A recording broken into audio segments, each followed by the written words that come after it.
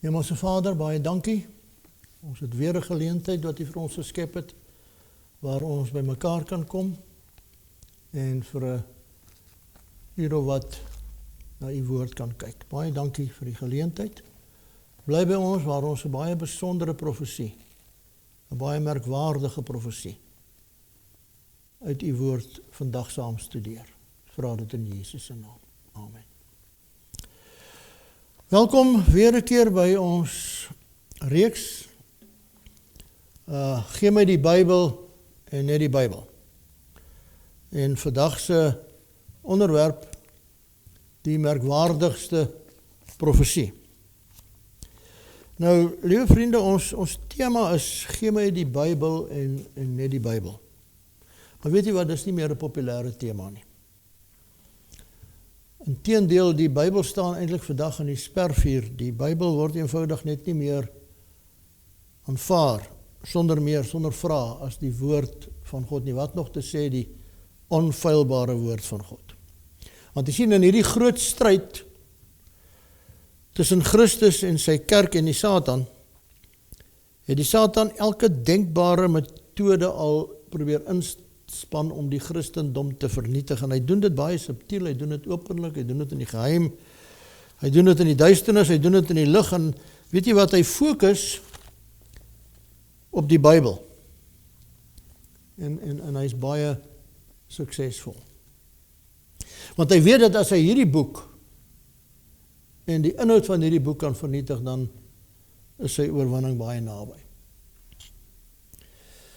En nou is die tragiese van dit, is dat hierdie aanslag teen die Bybel en sy inhoud nie in die eerste plek kom van die ateïstiese wêreld daar buite nie.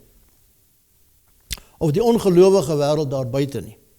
Maar dat hierdie aanslag kom uit die binnengeleedere van die Christendom, uit ons kerke, uit die familie van God. Dis waar dit gesaai word, dis waar dit ontkiem, dis waar dit gekoester word, dis waar dit nat gehou word, dis waar dit begin groei en dis waar dit begin reismeer van binne af. Biskop John Selby Spong, Rooms-Katholieke biskop, het 'n tyd gelede ons land besoek en hy het lesings gelewer, verskillende plekke ook by teologiese opleidingssentra van ons bekende kerke. En hy het 'n boek met hom saamgebring wat hy geskryf het, Resurrection, Myth or Reality. En hierdie boek het hy gepromoveer en eintlik vir lidmate van die kerk is die boek gevra dat hulle die boek moet deurwerk in selgroepe en dat hulle moet terugkom en hulle mening oor die boek met mekaar moet deel en wat staan in die boek? Wat staan in die boek? Wel, onder andere staan daar die volgende: die opstanding van Jesus was 'n geestelike opstanding. Dit het niks met 'n fisiese liggaam te doen nie. So daar was nooit 'n fisiese liggaam by daardie graf nie. Jesus staan met ander woorde eintlik maar net op in die gedagte van sy volgelinge. Nou die oomblik wanneer jy daai siening het, dan moet jy nou verklaar wat dan van Jesus se verskynings na sy opstanding. En dan word daar gesê die verskynings van Jesus na sy opstanding was eintlik maar net visioene wat sy disippels gehad het. Omdat hulle hom so graag weer wou sien. En dan word daar natuurlik gesê die maagdelike geboorte van Jesus het nie plaasgevind soos dat die Bybel dit beskryf nie. Die evangelies van Matteus, Markus en Lukas kan nie as letterlike geskiedenis geneem word nie. En dan sommer in die koerante ook is gepraat oor die duiwel nog sinvol. Moet ons nog met mekaar praat oor die duiwel? Nou, hier is professor Pieter Crawford, Nuwe Testamenticus by Unisa, wat sê, as ek dus met Louder, nou wie is Louder? Louder is 'n predikant wat saam met my gestudeer het. As ek met Louder moet saamstem dat die duiwel en demone vandag nie meer bestaan nie, so daar bestaan eintlik nie meer so iets nie, dan sê ek eintlik dat dit vir my nie meer 'n sinvolle opsie is om so oor hierdie dinge te praat nie. Die eintlike vraag is dis nie of die duiwel en die dinge nie bestaan nie, demone bestaan nie, maar of sulke spreuke nog sinvol is in ons wêreld. en bevorder en aangemoedig behoort word. Moet ons nog met mekaar oor die duiwel praat? Is dit regtig nog nodig? Hy bestaan mos nie regtig nie. En daarom dat Dr. Ben de Tooy, bekende teoloog, skryf 'n boek, God, geloof in 'n postmoderne tyd, en in hierdie boek sê hy op bladsy 127, die naaste wat ons aan die duiwel kan kom is om in die spieël te kyk. So die duiwel bestaan nie, volgens hulle nie. Artikel in die koerant, Moses was gerook op daai berg. En waaroor gaan dit hier? Moses was dalk hoog toe hy die 10 gebooie gekry het. Nou, wie is dit wat dit sê? Die berig sê dis professor Benny Shannon, 'n kognitiewe sielkundige van die Hebreëse Universiteit in Jerusalem, wat sê dat Moses waarskynlik een of ander psychedeliese dwelm ingehad het toe hy God op Sinaï oor praat, dat hy sê, dis of 'n bonatuurlike kosmiese gebeurtenis wat hy nie glo nie, of is 'n legende wat hy ook nie glo nie, of 'n ervaring wat Moses waarskynlik onder die invloed van dwelms gehad het. Hy dink dis waarskynlik. Nou ek het nou vrede met wat Benny Shannon sê. Hy sit daar in Jerusalem, is in elk geval nie as 'n Christen nie, hy is 'n Jood, daar by die universiteit in Jerusalem. So wat hy nou dink, dit trek my nou nie, maar wanneer een van ons eie professore kom, en Pieter Crawford kom sê, maar hy stem met hom saam, dit is waarskynlik waar wat Shannon sê, en dan sê hy ook, waar sou die kliptafels nou eintlik vandaan kom? Hy twyfel of daar ooit werklik kliptafels was, net soos wat hy nie dink dat daar ooit 'n ark was nie. Predikante bieg oor twyfel in die koerant. 5 predikante wat sê, hulle glo nie regtig dit wat hulle van die kansel self verkondig nie. Hulle het minstens die moed van hulle oortuiging om uit te kom en te sê, luister, dit wat ek elke Sondag van hierdie kansel af verkondig, glo ek nie regtig self nie. Die eerste een sê, hy glo deesdae nie meer in Jesus se maagdelike geboorte, die opstanding uit die dood of die lewe in die hiernamaals nie. Die tweede sê, hy is 'n dominee in sy middel 30's en hy vertel dat hy as 'n student al in sy geloof ontnigter was. En dat hy desondanks tog 'n predikant geword het, maar hy kan hom deesdae vereenselwig en versoen, en dis waar hy aanklank vind by die kontemplatiewe spiritualiteit van die katholieke mystici. Dis waar hy graag wil beweeg. 'n derde, hy is 38 jaar ervaring, hy sê, tans beskou hy Jesus eerder net as 'n navolgenswaardige voorbeeld, of 'n navolgenswaardige leermeester, en die Bybel is eintlik niks anders nie as maar net 'n wegwyser. 5de een skryf dat die Christelike kerk behandel die godsdienst soos 'n dieretuin waar God in 'n hok aangehou word, en dat hy eerder wil beweeg in die wildtuin van siening. Hy sal graag wil beweeg in die pantheïsme en die agnostisisme, ander lewensbeskouings, alles is welkom. 5 manne wat minstens die moed van hulle oortuiging het om te sê dat dit wat ons verkondig, glo ons nie regtig nie. Nog 'n berig, geloof in 'n postmoderne tyd. Die Bybelse status bevraagteken, die konsep van die duiwel moet weer bekyk word. En dan is daar nog ene, mense vra deesdae na moderne belydenis. Wie van moderne mense verwag om alles wat in die Bybel staan letterlik op te neem, is om van ons te verwag om ons intellek te kruisig. Met ander woorde, as jy van my vra dat ek die Bybel letterlik moet opneem, dan vra jy eintlik vir my dat ek my intellek moet kruisig. Juist ons wat beter as in die 17de eeu verstaan hoe mense se interpretasie horisonne verskuif het. Ons moet minder arrogant wees oor wat sê die Bybel. Ons moet nie so arrogant wees om hier te kom staan en te sê, wat sê die Bybel? Nee, die Bybel nie. Gee my die Bybel, nee, die Bybel nie. Ons behoort beter as dit te weet. Dat ons interpretasie horisonne het ons nou verbreed.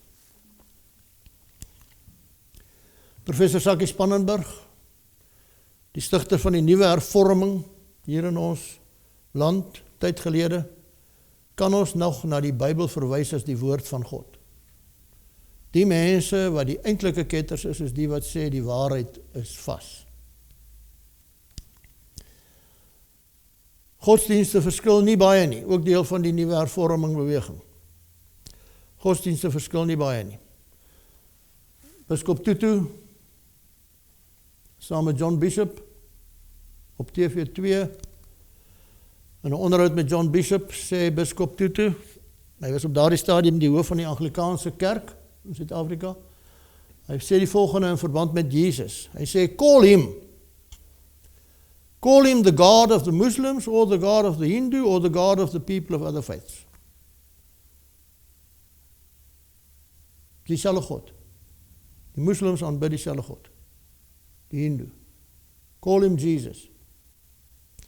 Hy het ook in daardie onderhoud gesê, hy kan nie glo dat daar nog mense is wat glo dat daar 'n letterlike opstanding was nie. Of 'n letterlike wederkoms, of 'n letterlike hemelvaart nie. Bestaan daar net een pad na God? Word gevra hier op 'n simposium. En Biskop Tutu en Fritz Gaum, wat emeritus predikant van die NG Kerk is, wat ook saam met my studeer het, is in gesprek met mekaar. En Jesus is nie die enigste pad na God toe nie, het emeritus aartsbiskop Desmond Tutu aan Dr. Fritz Gaum, emeritus predikant van die NG Kerk gesê. En Gaum het dit beantwoord deur te sê, wat emeritus aartsbiskop Desmond Tutu aan hom gesê het, toe hom gevra het of Jesus die enigste pad na God toe is. Ek het 'n baie goeie antwoord by hom gekry. Hy het gesê, dit is nie die enigste pad nie, maar dit is 'n unieke pad na God. En daarom sê hy, nie alles in die Bybel is waar nie. Hier is 'n boek, John Dominic Crossan, theoloog, The Historical Jesus, deel van die Jesus seminar wat hier in die 90er jare in Amerika ontstaan het, waar theoloog saam behoort aan hierdie Jesus seminar. Hy is ook lid daarvan. I understand both Christ and Buddha to be divine in exactly the same way, that is as incarnations of the holy. Dan word daar geen verskil tussen Jesus en Boeddha nie. Nog 'n uitspraak van hom, Jesus se kruisdood was niks anders nie as transidentale kindermishandeling. Ons behoort die seun lief te hê, maar die vader moet ons eintlik haat. 'n Professor in die teologie. Ander boek, The Great Deceptions, and what Jesus really said and did. Gert Ludeman, op bladsy 4. Your resurrection did not take place, but was only a pious wish. Your body rotted in a tomb. You are not the Lord of the worlds, as your followers declared. You deceived yourself, contrary to the historical truth. Nog 'n boek, The Social World of Jesus and the Gospels, deur Bruce Malina. Bruce Malina, hy beweer in sy boek, Jesus is eintlik niks anders as 'n toordokter nie. Professor Andries van Aarde, bietjie nader aan die huis, Professor Andries van Aarde, hervormde navorsingsdosent by Tikkies. En hy is ook lid van die Jesus seminar. Hy publiseer in 2000 'n boek Fatherless in Galilee. As jy die koerante gevolg het, het jy waarskynlik die resensies en die gesprek en die debat rondom hierdie boek gevolg ook in die koerant 'n tyd gelede. Fatherless in Galilee. Daarin maak hy die bewering dat dit moontlik is dat Jesus se moeder 'n vrou van losse sedes was. Ek wil nie eens die woord gebruik wat hy gebruik nie. Dat Jesus se moeder 'n vrou van losse sedes was en by 'n Romeinse soldaat swanger geraak het. Hy beweer ook dat Jesus moontlik 'n buite-egtelike kind was en dat hy gedurig oor 'n vaderfiguur gefantaseer het en dat hy daarom God as sy vader aangeneem het. Daniel Veldsmann, boek van Jonisa, artikel in die hervormde teologiese studies. Hy beweer dat die disippels waarskynlik Jesus se lijk gesteel het. Op bladsy 987 sê hy, eksperimenteel sou ek as verklaring van die leë graf wou beweer dat die lijk van Jesus verwyder is na aanleiding van 'n sekere begrafnisgebruik van daardie tyd. En dan, een wat ek eintlik nie eens op my lippe wil neem nie, Marcus Borg, professor Marcus Borg, ook 'n lid van die Jesus Seminar. Het is heel moontlik dat Jesus se liggaam deur die honde opgevreet is. Geen wonder nie, my broer en suster, dat ons lidmate geweldig verward is nie. U sien, dit gaan oor die verwerping van Jesus as die Messias. En dan ook eintlik die verwerping van die Bybel as die woord van God. Die woord wat die messiaanse profesie eintlik in sy detail vir ons uitspel.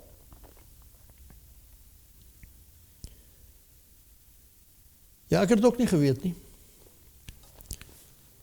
Sal u vir die oningeligte of selfs vir die skeptikus uit die Bybel uit kan bewys dat Jesus die Messias is en dat hy die Messias was wat moes kom. Ek wil graag hierdie merkwaardige profesie vandag met u hanteer. 'n Profesie wat my persoonlik eintlik soos 'n 4-pond hamer voor die kop getref het, toe dit een oggend 3:30 ook vir my oopgegaan het. En ek eintlik totaal verward was en gesê het, maar hoe is dit moontlik dat ek dit nooit geweet het nie? Hoekom het niemand dit nog ooit vir my vertel nie? Hoekom het hulle nie hierdie profesie op universiteit met ons behandel nie? Hoekom moet ek dit nou uitvind in my lewe? Mag dit u ook bemoedig en mag dit u op geloof opnuut versterk en bevestig dat Jesus die Messias was en dat hy die Messias is. Ek wil begin met 'n teksvers wat seker die bekendste teksvers in die Bybel is. Want so lief het God die wêreld gehad dat hy sy eniggebore seun gegee het, sodat elke een wat in hom glo nie verlore mag gaan nie, maar die ewige lewe kan hê. En dan lees jy 'n ander teksvers in Galasiërs 4 vers 4, maar toe die volheid van die tyd gekom het God sy seun uitgestuur. Wat is hierdie volheid van die tyd? Wanneer was dit? Nou ons weet dat God het die mens met 'n vrye wil geskaap. Hy het Adam en Eva gevat en in die tuin geplaas en die bedoeling was dat hulle vir ewig daar sou lewe. Hy het net een voorwaarde aan hulle gestel. Wat was dit? Van al die bome van die tuin mag julle vry eet, maar van die boom van die kennis van goed en kwaad, daarvan mag julle nie eet nie, want die dag as julle daarvan eet, sal julle sekerlik sterwe. So Adam en Eva kon kies of hulle God gehoorsaam wou wees. Hulle was ook vry om God ongehoorsaam te wees. Dieselfde keuse wat ek en jy elke dag het. Die Satan het dit geweet. En hy het hierdie gaping en die opening gesien en hy kom na Eva toe en hy sê vir haar, julle sal gewis nie sterwe nie. En die mens sê ja vir die Satan, sê nee vir God en dood kom op hierdie perfekte, volmaakte planete. Kan u die atmosfeer in die hemelsale voorstel toe die boodskap die hemel bereik? Toe die engel kom en hy sê, daar op daardie perfekte aarde het die mens so pas vir God nee gesê en vir die Satan ja gesê. Dood het op daardie volmaakte planeet ingekom. Die mens is verlore, vir ewig verlore. Die mens daar die ewige dood in die gesig en daar is niks wat daaraan gedoen kan word nie. Selfs die engele kan nie gaan nie, want hulle is geskape wesens. Kan jy die atmosfeer in die hemelsale voorstel? Ek kan my daai doodse stilte indink. Wat het daar gebeur? Die Bybel sê nie vir ons nie. Een ding is seker, die engele het ophou met sing. En daai stilte word naderhand so swaar, dat jy hom eintlik kan aanvoel. Dit word net al stiller en stiller en stiller.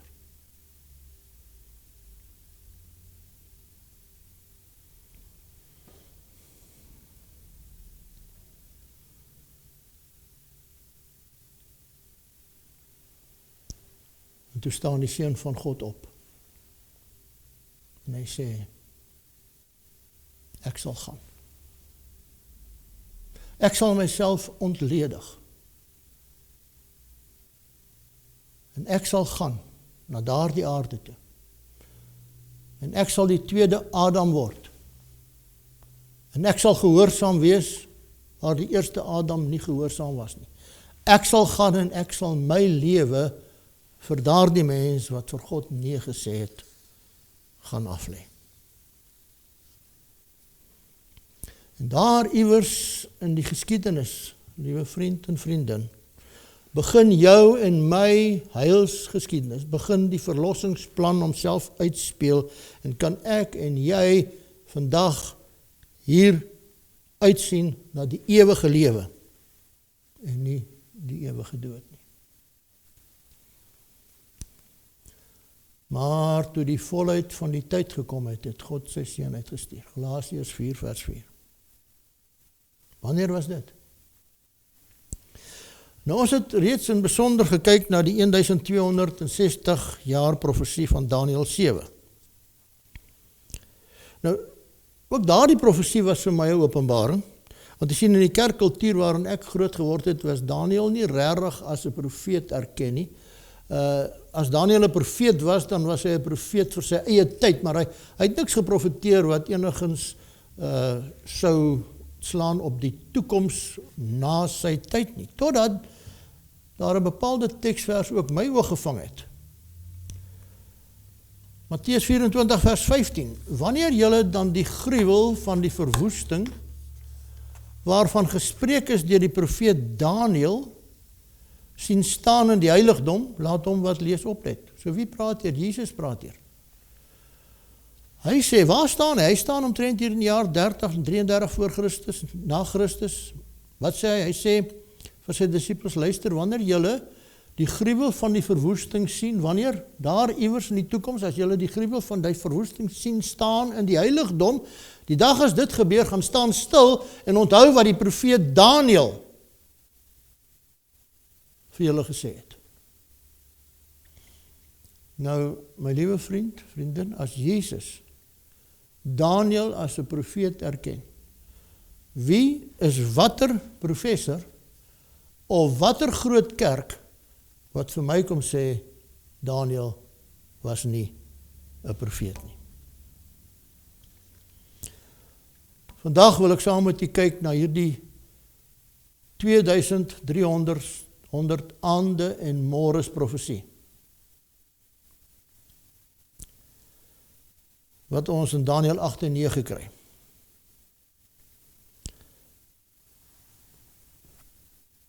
Daniël kry weer 'n droom, 'n visioen, 'n gesig. Nou daar in Daniël 2 het hy die beeld van Nebukadneser gekry wat ons hanteer het, daai pragtige profesie. En dis in Daniël 2, en toe in Daniël 7, 40 jaar daarna, in die eerste jaar van die regering van Belsasar, die seun van Nebukadneser, kry hy die gesig van die klein horingkie. En hy sien in hierdie gesig hoe hierdie klein horingkie die wet van God gaan verander, hoe hy die heiliges gaan mishandel vir 'n groot tydperk van 1260 jaar, en hoe hy die heiligdom gaan vertrap. En dit het Daniël vreeslik ontstel, toe hy die visioen kry. Ons lees daarvan in Daniël 7 vers 28, hy skryf dit op, hy sê, hier is die einde van die saak. Wat my Daniël betref, my gedagtes het my baie verskrik en my gelaatskleur het verander aan my. Hy kon dit nie verstaan, hy het die gesig het hom laat verskrik. Maar die saak het ek in my hart bewaar. Hy het siek geword, hy was ontsteld. En 3 jaar daarna, in die 3de jaar van koning Belsasar se regering, dis nou die kleinseun van Nebukadnesar, sê Daniël in hoofstuk 8 vers 1 dat hy weer 'n gesig gekry het wat hom opnuut ontstel. Hy kry weer hierdie selfde gesig van die heiligdom wat deur die klein horingkie vertrap word. Kom ons lees Daniël 8 vers 1. In die 3de jaar van die regering van koning Belsasar het aan my, Daniël, 'n gesig verskyn na die eerste een wat die vorige keer aan my verskyn het. En toe hy dit nou weer sien, toe kom daar 'n ernstige dringende vraag by hom op en hy sien hierdie vertrapping van die heiligdom deur die klein horingkie en in vers 13 verwoord hy hierdie vraag. Hoe lank sal die gesig duur? Van die voortdurende offer en die ontsettende goddeloosheid, hoe lank sal die heiligdom aan vertrapping oorgegee word? En dan in vers 14 kry hy van die engel Gabriël die antwoord. En hy het vir my gesê, 2300 aande en môres, dan sal die heiligdom in sy regte staat herstel word. 2300 aande en môres, met ander woorde, wat is 'n aand en 'n môre? Is 'n dag, dan oor 2300 dae, dan sal die heiligdom in sy regte staat herstel word. Nou wat beteken in ons Afrikaans die woord, hy sal in sy regte staat herstel word? Ek het 'n probleem daarmee, want dit sê nie vir my regtig iets nie. Ek weet nie wat dit beteken nie. Die Afrikaanse vertaling is ongelukkig 'n bietjie onduidelik hier. En daarom moet ons maar teruggaan na die oorspronklike toe, maar kom ons gaan eers na die King James toe, want ek dink hulle het die oorspronklike, het hulle raak gevat. Dan sal die heiligdom in sy regte staat herstel word. Wat beteken dit? 2300 aande en môres. King James sê, then the sanctuary will be cleansed. Nou dit maak nou meer sin, is dit nie? The sanctuary will be cleansed. Met ander woorde, wat gaan met die heiligdom na 2300 dae gebeur? Hy sal skoongemaak word, hy sal gereinig word. Die heiligdom sal gereinig word en so sal hy in sy regte staat herstel word. 2300 aande en môres profesie. Nou vir baie van u, miskien vir die meeste, sal vandag se lesing miskien totaal nuwe en verstommende inligting vir u bring. En u reaksie gaan waarskynlik wees, maar kan dit waar wees? Dit klink net te goed om waar te wees. Weet jy, liewe vriend, vriendin, daar's niks wat te goed is om waar te wees wanneer ons met die lewende God te doen het. En onthou dit maar in jou eie lewe ook. Daar's niks wat te goed is om waar te wees as jy met die lewende God te doen het. Miskien gaan ek nou net 'n bietjie stadiger praat. Vra dat jy 'n bietjie skerper luister. Toe ek die profesie vir die eerste keer gehoor het, was dit nie die eerste keer vir my glashelder nie. Ek moes 'n paar keer daarna kyk en 'n paar keer teruggaan voordat dit regtig vir my sin gemaak het. So as jy na vandag se lesing dit nog nie ten volle verstaan nie, moet nie dink jy's dom nie. Gaan kyk net weer en skielik sal dit ook vir jou oopgaan. En daarom wil ek probeer onderwyser maar speel en hulle sê as jy wil preek, dan moet jy eintlik vir die 12-jariges preek, dan sal die volwassenes dit ook verstaan. So, ons gaan nou vir die 12-jariges dit probeer verduidelik. Hierdie 2300 aande en môres word in 'n paar onderafdelings, korter tydperke verdeel, om dan uiteindelik hierdie lang tydperk vol te maak.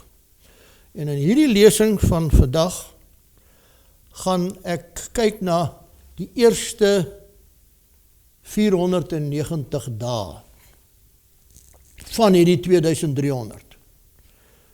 So daar bly 1810 dae oor as jy die sommetjie maak, en dit sal ons by 'n volgende lesing dan sal ons dit inpas. So vandag die eerste 490 dae. Hoekom? Omdat daar 'n spesifieke stukkie van hierdie profesie juis in hierdie 490 dae vir ons gegee word. Nou, soos ek sê, Daniel het siek geword. Hy skryf daar in Daniel 8 vers 18 dit, en terwyl hy met my spreek, het ek bewusteloos met my aangesig op die grond geval. En toe het hy my aangeroer en my op my staanplek opgerig, en ek, Daniel, was gedaan, en was dae lank siek. Daarna het ek opgestaan en die werk van die koning gedoen, en ek was verstom oor die gesig, maar niemand het dit gemerk nie. So, hierdie gesig wat hy ontvang het, was iets baie besonders vir hom. Hy het eintlik siek geword. En hy het nie verstaan, wat beteken dit nie. Hy kry net die gesig, maar hy kry nie die uitleg daarvan nie. So kom ons gaan terug na die profesie toe, maar net voor ek dit doen, wil ek net 'n paar kantopmerkings maak. 'n Tydsprofesie moet 'n begindatum hê. Anders maak dit mos nou net nie sin nie. Jy kan nie 'n tydsprofesie hê as jy nie iewers 'n begindatum het nie. En die begindatum moet die Bybel nou vir ons gee. Ons kan nie die begindatum nou uit die lug uitvang nie, dit moet die Bybel vir ons gee. En in 'n vorige geleentheid het ons gekyk en ons het gesien dat daar in profesie 'n dagjaar beginsel is. Met ander woorde, wanneer daar in profesie van 'n dag gepraat word, dan word daar eintlik verwys na 'n jaar. En ons het ons verwysings gehad, die een in Numeri 14, volgens die getal dae wat julle die land verken het, 40 dae, vir elke dag 1 jaar moet julle julle ongeregtigheid verdra, 40 jaar lank. Hoe lank was Israel in die woestyn? 40 dae. Hoe lank was hulle regtig daar? 40 jaar. En dit word bevestig in Esegiel 4 vers 6, vir elke jaar lê ek jou 1 dag op. Nou toegepas op hierdie profesie praat ons dus eintlik van 2300 jaar. Nie waar nie. En dan gaan jy ook hoor van weke. Nou kom ons klaar dit net vinnig gou uit, voordat ons anders te gaan ons deur mekaar raak. Wat is 'n week? Wel, 'n week is 7 dae. Profeties, dan nou 7 jaar. As die profesie praat van 7 weke, waarvan praat hy? Hy praat van 7 maal 7 is 49 dae. So hy praat eintlik van 49 jaar. As jy hoor van 62 weke binne in hierdie profesie, waarvan praat hy? 434 dae, 434 jaar. As hy praat van 70 weke, waarvan praat hy? Hy praat van 490 dae, so 490 jaar. So jy vat die week, jy vat net die aantal dae wat die week is, en jy vermenigvuldig dit, jy kry jou aantal dae, en dit is die aantal jaar. Want jy gaan nou hoor van 'n week, jy gaan ook hoor van 7 weke, 7 talle, soos wat hy hom sal noem. Hy noem hom 'n 7-tal. Nou wat is 'n 7-tal? Dis 'n week.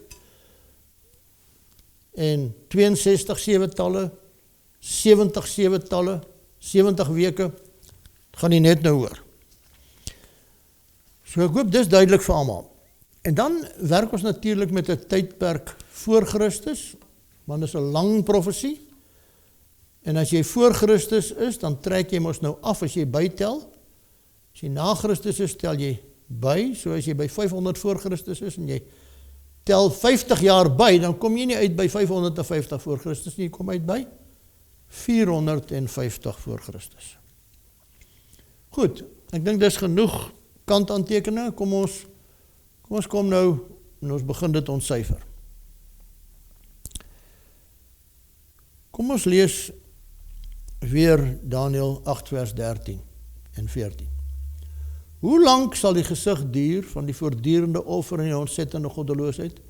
Sal die heiligdom aan vertrapping oorgegee word? En dan kom die engel en hy antwoord hom en hy sê vir my 2300 aande en môres, dan sal die heiligdom in sy regte staat herstel word. Nou nadat Daniël hierdie antwoord gekry het, het hy nog nie verstaan nie. Eers 14 jaar daarna kom die engel Gabriel om vir hom die antwoord te gee. Arme Daniël, hy moes 14 jaar wag om 'n antwoord op hierdie vraag te kry. Kom ons lees dit. Daniël 9:21, terwyl ek nog spreek in die gebed, het die man Gabriel, wat ek uitgeput van vermoeienis, 'n vorige keer, 14 jaar terug, in die gesig gesien het, na my gekom omtrent die tyd van die aand spysoffer. En hy het my onderrig en met my gespreek en gesê, Daniël, nou het ek heen gegaan om jou insig te gee. Ek is nou hier, ek het gekom om jou nou te kom vertel wat dit beteken. By die begin van jou smekinge het 'n woord uitgegaan en ek het gekom om dit mee te deel, want jy is 'n geliefde man. Gee dan nou ag op die woord en verstaan dan nou die gesig. En nou gaan Gabriel aan Daniël die gesig bekend maak. En hy begin en hy sê vir hom, heel eerste, 70 seventalle is oor jou volk en jou heilige stad bepaal. Wat sê hy vir hom? Hy sê vir hom 70 weke, Daniël, van hierdie tydperk van 2300 jaar, is 70 weke gaan aan jou volk behoort, aan Israel, aan die Jode. Dit is die tydperk waarmee God met julle 'n baie besondere verhouding gaan hê. 490 jaar. Hoe kom jy by die 490 jaar uit? 70 seventalle. 70 weke maal 7 is 490 dae, is 490 jaar. En nou gaan hy en hy vat hierdie 490 dae of jaar, hierdie 70 weke, en hy verklaar dit, hy sit dit in korter tydperkies. So ek gaan nou die hele profesie lees en dan kom ons net weer terug. Nou is net 3 verse, so luister mooi wat hier staan. Daniël 9:25. Hy gee ook sommer nou vir hom die beginpunt van die profesie. Nou moet jy weet en verstaan, van die uitgang van die woord af om Jerusalem te herstel en op te bou. Daar is jou beginpunt. Van die uitgang van die woord af om Jerusalem te herstel en op te bou, tot op 'n gesalfde met 'n hoofletter. Let op. 'n Vors met 'n hoofletter is 7 seventalle en 62 seventalle lank. Wat sê hy? Hy sê, Daniël, hier is die beginpunt. En as jy nou wil begin tel, tot op 'n gesalfde met 'n hoofletter, tel 7 seventalle en 62 seventalle. Dan oor 69 seventalle, 69 weke. Tel dit en jy sal uitkom by 'n gesalfde.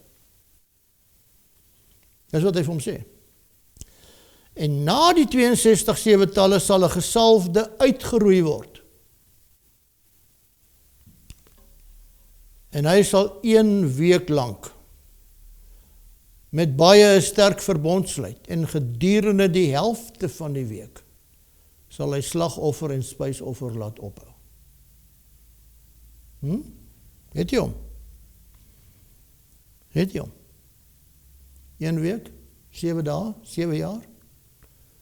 In die helfte van daardie week, daardie 7 jaar, gaan hy slagoffer en spysoffer laat ophou. Daar is die profesie. Die sogenaamde messiaanse profesie. Ons het nou ons begindatum. Wanneer was dit? Kom ons lees. Daar moet 'n begindatum wees. 70 weke, 490 dae, 490 jaar. Enige profesie moet 'n begindatum hê, wat die Bybel vir ons moet gee. Nou moet jy weet en verstaan van die uitgang van die woord af om Jerusalem te herstel en op te bou. So daar moet 'n dekreet uitgaan, daar moet 'n bevel uitgaan dat Jerusalem herstel en opgebou moet word. Dis die begindatum van die profesie. En vir Jerusalem om opgebou te word gaan 7 seventalle wees, sê hy daar. Met ander woorde 7 maal 7 is 49, 49 dae, 49 jaar. Gaan dit vat vir Jerusalem om herstel en op te gebou te word. Maar die begindatum is die bevel, is die dekreet. Nou is daar of was daar so 'n dekreet in die Bybel? Was daar in die geskiedenis so 'n bevel of so 'n dekreet dat Jerusalem herbou moet word? Kom ons lees, Esra 7 vers 11.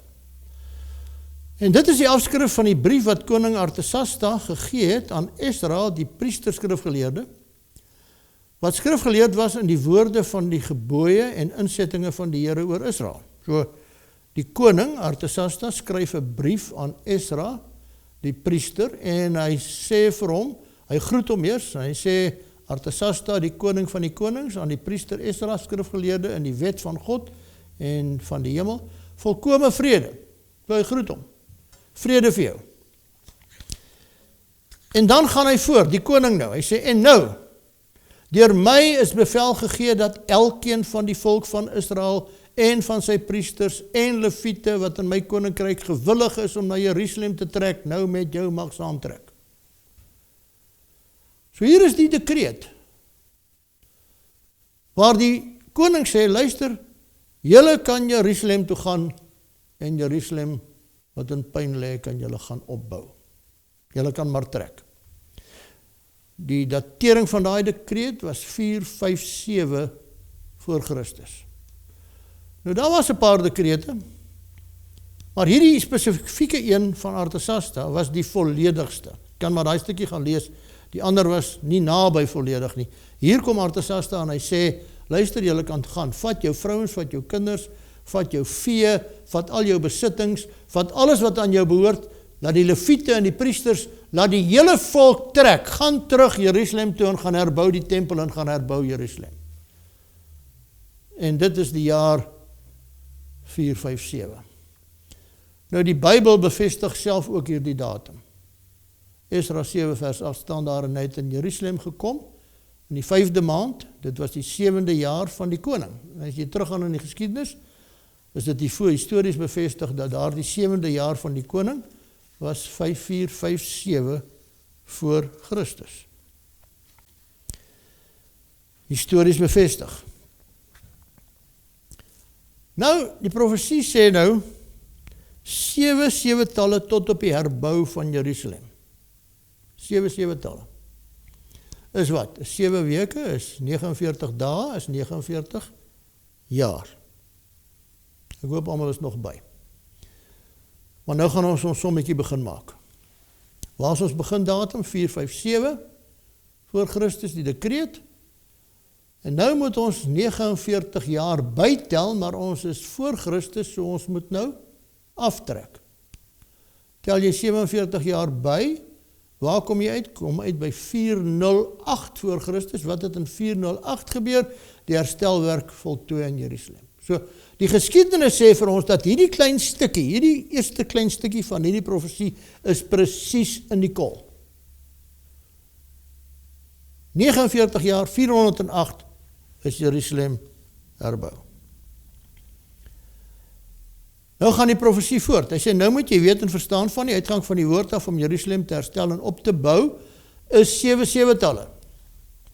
En 62 7-talle tot op 'n gesalfde. Nou daar die een, wat daar tussen die, in die middel lê, is in die oorspronklike eintlik plus. So ons moet hom eintlik so lees. Nou moet jy weet en verstaan, van die uitgang van die woord af om Jerusalem te herstel en op te bou, is 7 7-talle, dis nou afgehandel, plus 62 7-talle tot op 'n gesalfde. So wat moet jy nou maak? Jy moet nou gaan en die 7 weke plus die 62 weke gee vir jou 69 weke. 69 weke is 434 dae, is 434 jaar. Nou kom ons maak hy sommetjie, jy kan hom nou maak op hierdie manier. Jy kan daai 62 weke bytel, of jy kan hom op die ander manier maak en die volle 69 weke bytel van die begindatum af. Maar die punt is, waar kom jy uit? Jy kom uit by 27 na Christus. Nou wat het in 27 na Christus gebeur?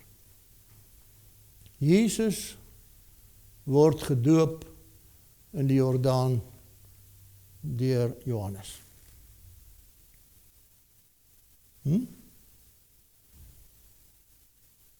69 weke tot op 'n gesalfde. Tot op 'n gesalfde. Matteus 3 vers 17, en daar kom 'n stem uit die hemel wat sê, dit is my geliefde seun in wie ek welbehae het.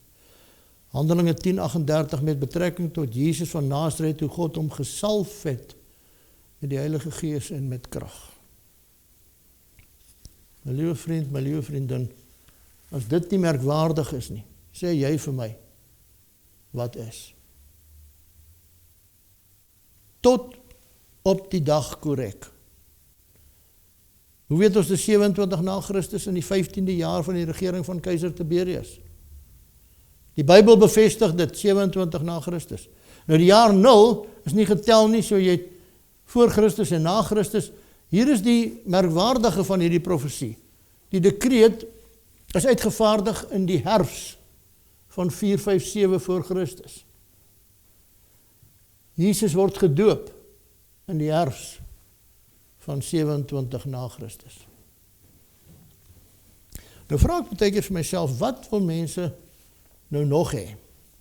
Wat moet mense nou nog kry om te glo dat hierdie die woord van die Here is? En dat hierdie die Bybel is? En dat hy waar is? Vir my was dit 'n merkwaardige openbaring. Galasiërs 4 vers 4, maar toe die volheid van die tyd gekom het, het God sy seun uitgestuur. So wat is daai volheid van die tyd?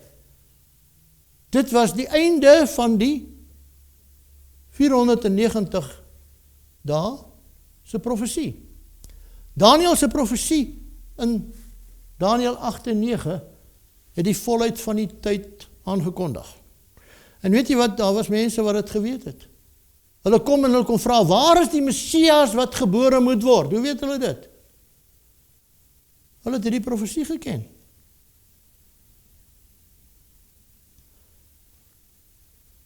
Nou, dis 'n 70 weke profesie. Nie 69 weke nie, so hier bly nou 1 week oor. 1 week is 7 dae, 7 jaar. Ons het nou klaar na 62 weke gekyk. So wat sê die profesie met betrekking tot hierdie 1 week? Want hier lê nou nog 'n week wat moet uitspeel om die 70 weke vol te maak. Daniël 9:27, hier is die pragtige gedeelte. En hy sal 1 week lank met baie 'n sterk verbond sluit. En gedurende die helfte van die week sal hy slagoffer en spysoffer laat ophou. Wat beteken dit? Wat beteken dit? 'n week is 7 dae. 7 jaar, wat is die helfte van 7? 3,5 jaar. Tel nou 3,5 jaar by 27 na Christus. Waar kom jy uit? Jy kom uit by 31 na Christus. Wat het in 31 na Christus gebeur? Wat het in 31 na Christus gebeur? Jesus hang aan die kruis. In die helfte van die week. In die helfte van die 7 jaar. Die lam van God hang aan die kruis. Wat het gebeur toe Jesus sy laaste asem uitblaas? Die gordyn, die voorhangsel skeur van bo na onder in 2. En vir die eerste keer kan mense inkyk in die allerheiligste in. Die priesters is besig met die aandoffer, middag-aandoffer, die messe val uit hulle hande uit en die lammetjies hardloop by die tempel uit. Hoekom? Die lam van God is so pas geslag. Offerandes is verby. Wat het die profesie gesê? Gedurende die helfte van die week sal hy slagoffer en spysoffer laat ophou. Nou my broer en my suster, is dit nie merkwaardig nie. Vir my was dit soos 'n 4-pond hamer wat my voor die kop tref. Die lam van God is geslag. Op tyd. Soos wat voorspel is. Die Messias het gekom. Maar nou is dit 'n 70 weke profesie. So daar bly nou nog 'n stukkie van die profesie oor. Dis 3,5 jaar. En as jy dit bymekaar tel, waarheen vat dit jou? Dit vat jou na 34 na Christus toe. Na Christus wat die 70 weke nou vir jou volmaak. Nou wat het hy gesê? Hy het gesê 70 weke. 70 weke is oor jou volk bepaal. 70 7-talle is oor jou volk bepaal, het Daniël 4 vers 29, 9 vers 24 gesê. Nou, wat het in 34 na Christus gebeur? Handelinge 7 vers 59, en hulle het Stefanus gestenig terwyl hy die Here aanroep en sê, Here Jesus, ontvang my gees. En nog, Paulus en Barnabas het vry uitgespreek en gesê, dit was noodsaaklik dat die woord van God aan julle eers verkondig moet word. Maar, aangesien julle dit egter verwerp het en julle die ewige lewe nie waardig ag nie, kyk, ons wend ons nou na die heidene. Paulus en hulle sê, ons moet eers aan julle die boodskap bring. Julle is hier die bevoorregte volk van die Here. Die Here het met julle 'n baie besondere verhouding. Maar hier, julle het nou hierdie verhouding gebreek. Julle het nie die Messias aanvaar nie. Kyk, ons wend ons nou na die heidene en daarom kan ek en jy vandag hier staan en ook deel hê aan die ewige lewe.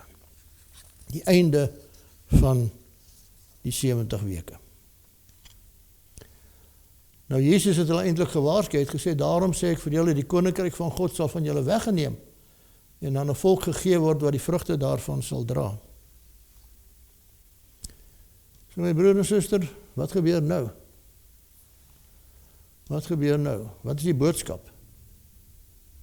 Wat is die boodskap? Die boodskap is dat die kerk van daai tyd nie bewus was van die Messias toe hy al in hulle midde gestaan het.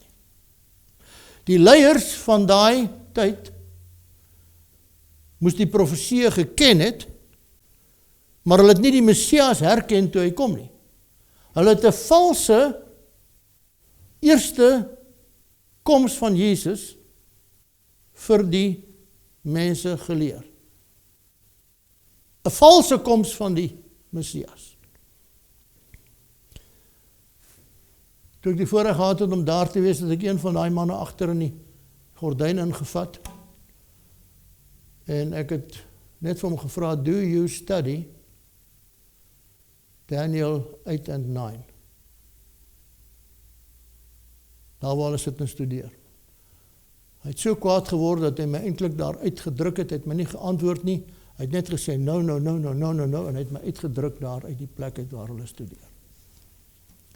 Want as hulle Daniël in 8 gestudeer het, moes hulle geweet het, soos die ander geweet het, waar is die Messias wat sou kom. Hulle het 'n valse Messias verwagting geskep vir die eerste koms van Jesus na die aarde. Kan dit wees dat die kerkleiers van ons dag ook nie die tekens van sy tweede koms reg lees nie? En dat hulle ook 'n valse Messias verwagting vir sy wederkoms vandag aan die mense voorhou. Bly by ons om seker te maak. Die dag toe hierdie profesie vir my opgegaan het, het ek eintlik aan die huil gegaan. Om te dink ek het nie Daniël erken as 'n profeet nie. Om te dink dat ek gedink het, is nie die moeite werd om Daniël te bestudeer nie. Om te dink dat die hart van die Bybel die sleutel het om die Messias te erken, lê binne in hierdie boek en niemand het dit ooit vir my vertel nie. Ook geen professor nie. Amper as ek dood, voor ek dit kon ontdek het. Moes dood gewees het. Ek moes nie vandag hier gestaan het nie.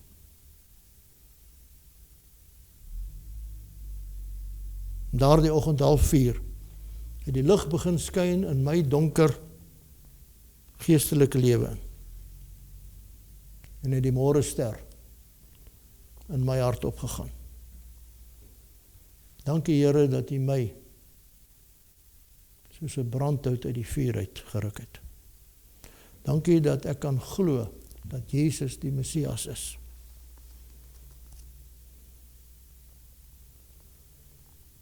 U het ons so lief gehad, dat U dit vir Daniël 2600 jaar gelede geopenbaar het. En vandag wil die Satan dit vir die kerk verberg.